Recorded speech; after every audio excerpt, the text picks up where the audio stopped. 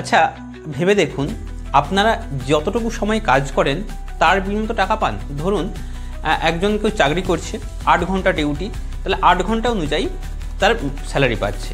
বা কোনো দিনমজুর যতক্ষণ কাজ করছে ততক্ষণ টাকা পাচ্ছে। এমন কি ব্যাপার রয়েছে যারা ধনী হয় ওনারা কাজ না করেও টাকা পাচ্ছে। কি করে এটা সম্ভব? আয়ের ধরন, টাইপ অফ ইনকাম। এই ইনকামকে আমরা দুটো ভাগে ভাগ করতে পারি। একটা হচ্ছে অ্যাক্টিভ ইনকাম, একটা হচ্ছে প্যাসিভ ইনকাম। অ্যাক্টিভ ইনকাম মানে আপনি যতক্ষণ কাজ করলেন ততক্ষণ টাকা পেলেন। কোন কোন ক্ষেত্রে হতে পারে উদাহরণ দিলে ভালো করে বুঝতে পারবেন।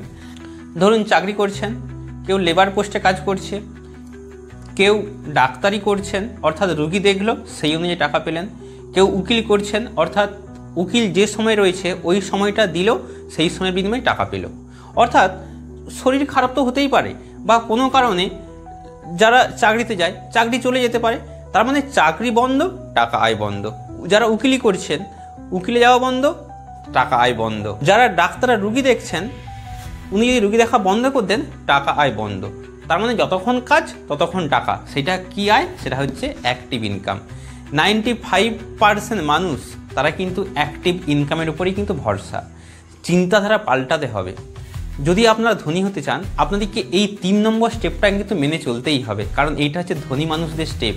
এই স্টেপটা মেনে চলেই কিন্তু ধনী মানুষ ক্রমশ ধনী হচ্ছে। সেটা হচ্ছে প্যাসিভ ইনকাম। খুব দুর্ধর্ষ একটা পদ্ধতি